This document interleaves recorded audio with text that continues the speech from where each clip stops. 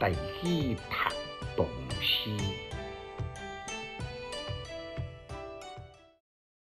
丹青饮情自霸将军，作者杜甫。将军为武之子孙，如今为史为青文。英雄挂角随影，文采风流又尚润。学书初学贵夫人，但分无过王右军。丹青不知老将士，富贵于我如负魂。开元之中常阴间，成阮所向难分辨。凌烟光神小颜色，将军下笔开成面。梁上头上进县官，勉强腰间戴武钱。宝光月光无法动，英姿失爽来含情。先帝天马玉花窗，华光如山貌不动。是日天来接地下，今日冲甲升中风。教尉将军护关所，一场惨淡经营中。丝丝九中金龙出，一线万古还马空。玉花曲在二曲上，曲上定前不相向。至尊汉朝垂世金，临太伯该流中。历史汉奸做一色，一领画马强思想。甘为画竹不画骨，临死花流气雕松。将军画线皆有神，六皇家书亦写真。即今飘撇干戈节，雷貌心上行路人。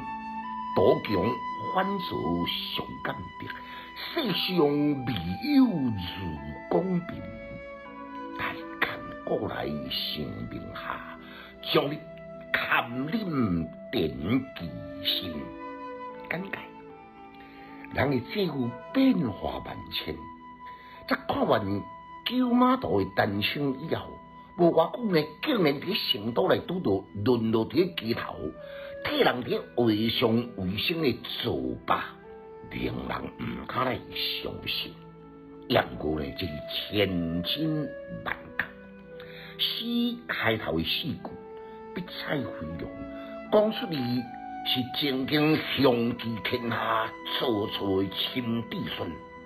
唔管讲过怎样，杨过呢自介诗中做嘅素彩奇妙，至今犹存。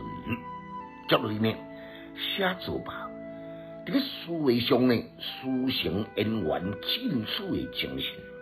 伊本来呢，就写一首真水的书法。